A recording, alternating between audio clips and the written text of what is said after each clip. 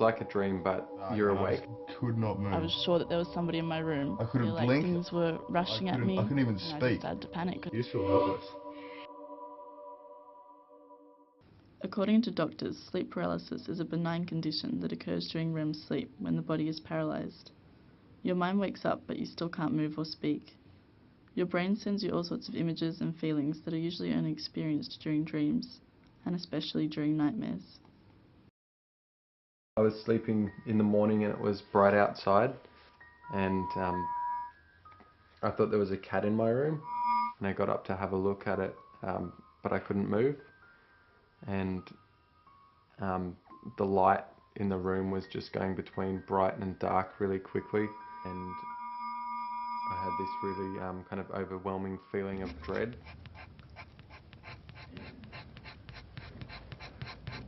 You just feel totally vulnerable, and it lasts between seconds to minutes.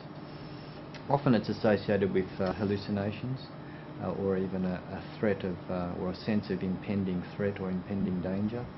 Well, initially I could feel something was actually on top of me, and so I could see like some kind of figure overhead, light, just floating about in the air. Initially it was like first close to me, and then I would express, basically I would be really angry at it, and then it would move away. I was a bit freaked out actually. Not during the day, but at night time when I was going to go back to sleep, I was just like, well, you know, what the fuck's going to happen tonight, you know? And like, who or what is it? There was a really bad spirit or like an evil presence, but not just in the room, like outside as well, like in the whole world. It kind of felt like the world was ending.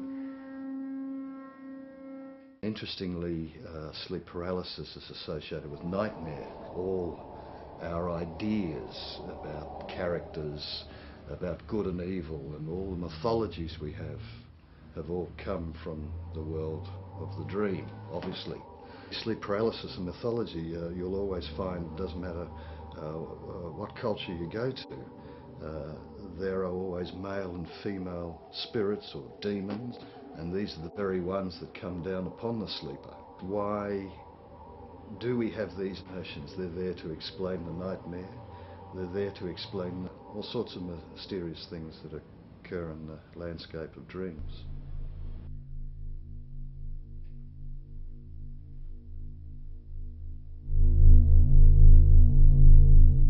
It's very scary, feels very dark and evil, like something pins me down to the bed and tries to push me into bed, and it's always here around the chest that it happens, and I feel like something's pushing me down into the mattress and trying to push me right through the mattress. In REM sleep, when our muscles are really super relaxed, our body's atonic, we're not able to breathe deeply. But if you're scared and you're suddenly awake and you want to breathe deeply because you're scared and you can't, that can be interpreted as someone sitting on your chest. They feel like they're in their physical body, but they can't move it. It's like they're not in it, but they're not out of it either.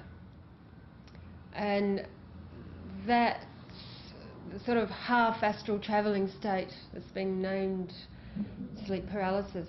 I thought that perhaps I'd be maybe astral travelling, and perhaps what I was reacting to was me entering my body. I think it's a shame that there's not really a context to understand it, because then that's half the reason why it's scary. A lot of people who have out-of-body experiences, for example, or even sleep paralysis, they don't talk about it because everyone will think there's something wrong with them. I told my family and they all laughed at me and didn't take me seriously. It's a strange feeling. It kind of lasted throughout the whole day and even a few days after. I kind of felt like I was lost the plot or something like that. Sleep paralysis is a perfect example of modern disconnection from non-physical experiences and trying to reframe them in a scientific framework, and it loses their essence, and it's a shame. It can probably be explained away by neurologists as something that's very elemental and it's only a physiological state. But I can't abide people that talk like that, where we're reduced to our binary matrix and nothing else.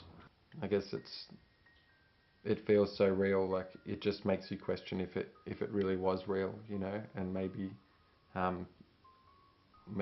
those things were there, but in your normal waking life you couldn't see them, or maybe you did somehow manage to go to those places on a different level or something. It puts us in a fear because the knowing part of us understands that, or not even understands, feels, senses that it's the lip of something too enormous.